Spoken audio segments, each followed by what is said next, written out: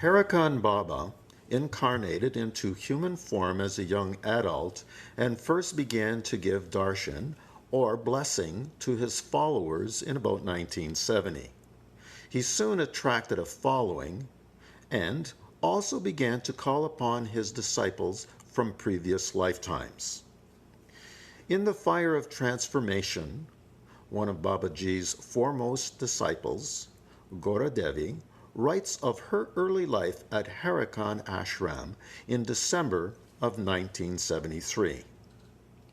Other than Tara Devi, I am the only Western person living here, but Babaji has now told us that one day he will call many people to this remote place from all over the world, and that he will construct many buildings here at Haidakhan. At the moment, the prospect of that ever occurring seems quite unreal. But the ashram was built, and the disciples were called.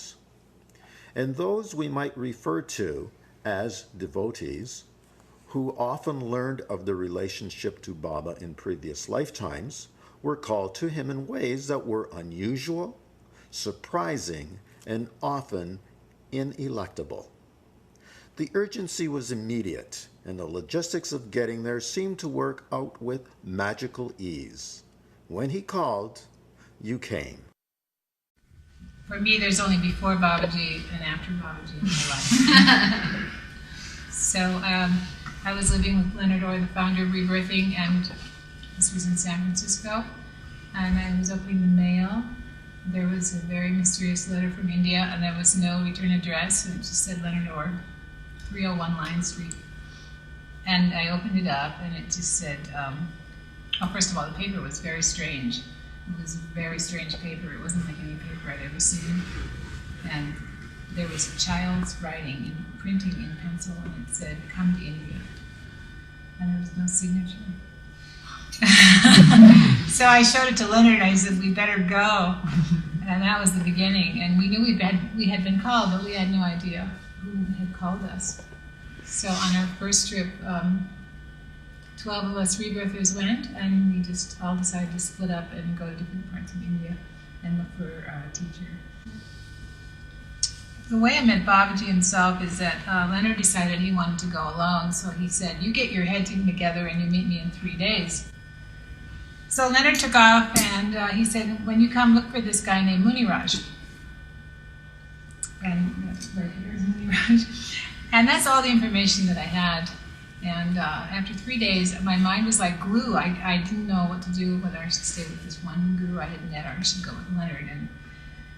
And so finally at midnight, I just started freaking out, and I screamed, "God, I demand to know my true spiritual path, and I demand to know tonight," I said. And I was yelling at the universe. And then I heard the arti that night, and I said, "This is it." You know, I didn't see Babaji in my dream, but I heard the arti. So I went down and I got on a bus. And I got to this village called Haldwani, and I thought it was going to be a little mountain village. And, you know, I thought, well, I'll just ask a few people who Muniraj is. But it was a bustling city, and I didn't have any directions. This was my first test from Babaji. So I was going up the river, you know, I had my backpack, and I was trying to cross this river, and I kept falling in the water. And I was like, I didn't know what was going on. And it took a couple hours, and I finally got there, and I saw these 108 steps, and I just thought, oh my God, I ran up. I had so much energy. I ran up these 108 steps, and I didn't know what I was looking for, because we had no pictures of Babaji in those days. So I had no idea what he looked like. And I was expecting, you know, a guru with, you know, satin robes and a turban, you know, really fancy. So I ran up the steps, and then somebody grabbed my dress and they said, "Hey, you're supposed to pranam to the guru. You're supposed to bow to the guru." I said, "Well, where is he?" You know? And I had walked right by him because I couldn't believe it was him. He was dressed like a farmer. He had straw hanging out of his mouth. And, you know, I was raised on a farm. You know. So he was actually dressed like that for me to greet me as a child, you know, like just to put me right back to my childhood. I don't ever remember a time that Babaji wasn't in my life. When I was a child, he appeared to me a lot, and I had dreams about him all the time. Didn't know his name was Babaji. And he was always with me, but I haven't always been with him all my life. I'm still working on that. In 1976, I was working in my orchard, and I felt someone staring at me, presence. And I turned around, and Babaji was there. And he looked at me with that eye-piercing gaze of his and said, "You come."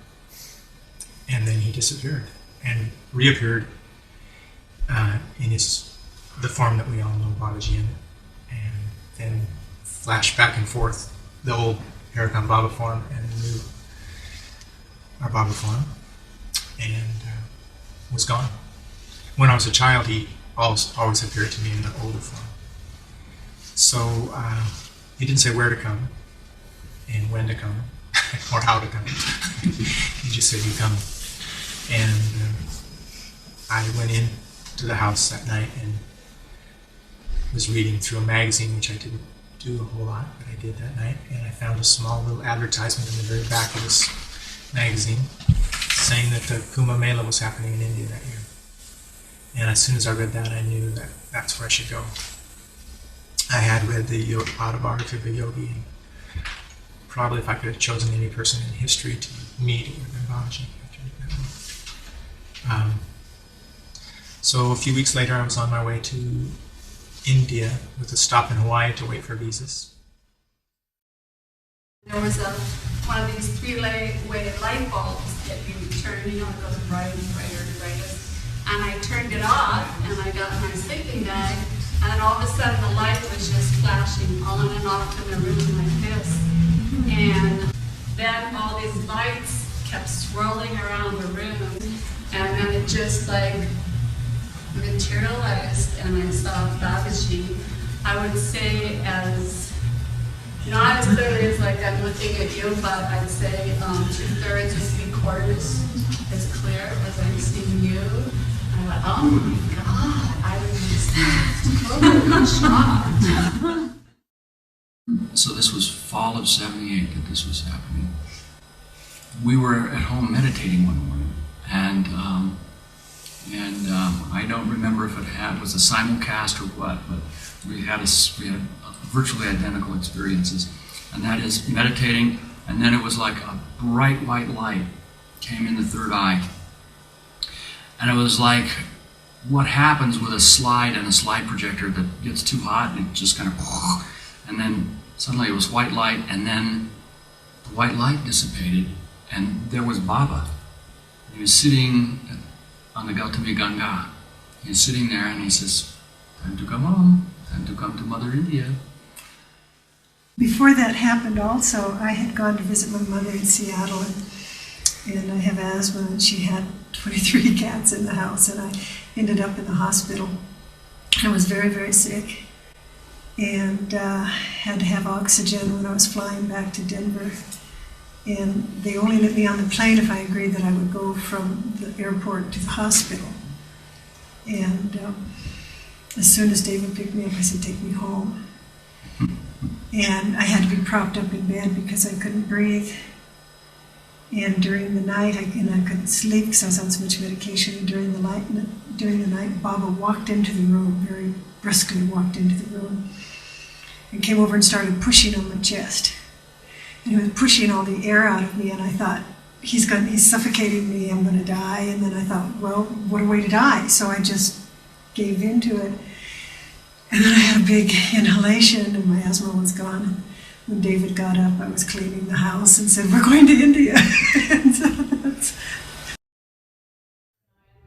I was coming across the bridge, and all of a sudden we're in the middle of the bridge, and I see this ball of light coming out from nowhere, just with this big ball of like gold light, and it starts coming, and it's coming, it's coming, it's getting bigger, and then there's this form of Babaji that is this big, gets right in my face like this, same kind of experience that you're telling, this transcendental form, and it's his whole little body, and then he gives me two messages in about 3 words, And then he comes back out,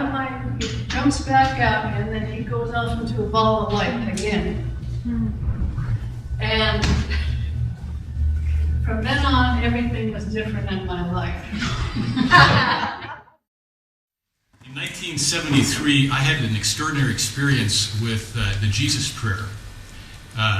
It's a very ancient monastic prayer that has been said by Christian monastics since the first century. And I always say that if I had been interviewed by a mental hospital, I would have been institutionalized after that experience. In deep despair, I was at the Seattle Library trying to find out some point of reference about what had happened to me, and I was leaving the library, walking up the street the library is on in Seattle, and Babaji came walking between two cars, dressed in a turban, three-piece suit, carrying a briefcase. And he was the most extraordinary being I'd ever seen in my life.